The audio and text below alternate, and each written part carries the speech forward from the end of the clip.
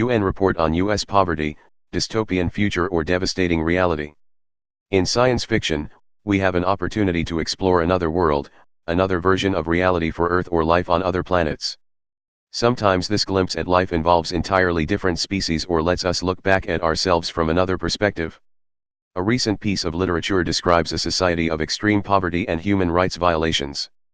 Across the country, in urban as well as rural areas, in the North and South, the East and West, it tells a story of a United States where vast wealth and great innovation exist side by side with shocking and abject poverty, where millions have little hope to improve the circumstances for themselves or their children.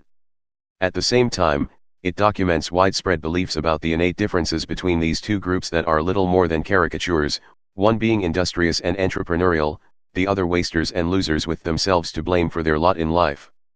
But this recent addition to the literature is not a new dystopian sci-fi novel, it's a United Nations report on the state of American society. The UN has a long history of researching and reporting on the plight of nations throughout the world in search of both human rights violations, as well as positing solutions for better growth. As part of this year's report to the Human Rights Council, the UN's Special Rapporteur wrote a scathing report of our country's extreme poverty and its human rights obligation to make vast improvements. To be clear, the evidence highlighted by the report of the Special Rapporteur is not news to many who study extreme poverty and political and economic disenfranchisement, let alone to those who actually experience it. And, it is far from ridiculous for the UN to describe poverty in the United States in such stark terms. The release of the UN report coincides with the 50th anniversary of the Poor People's Campaign, a demonstration organized by Martin Luther King, Jr. and the Southern Christian Leadership Conference to demand economic justice and human rights for all Americans. In a series of posts commemorating that anniversary, my colleagues at the Economic Policy Institute have demonstrated that poverty has persisted in this country because of a stingy safety net and a dysfunctional labor market.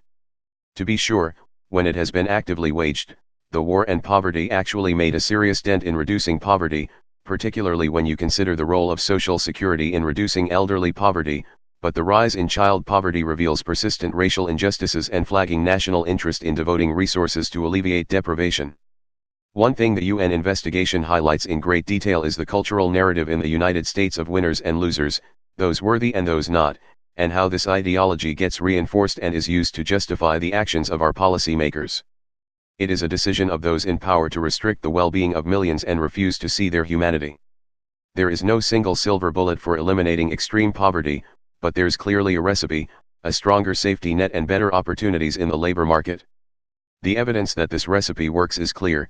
Countries that invest more in social programs have less child poverty.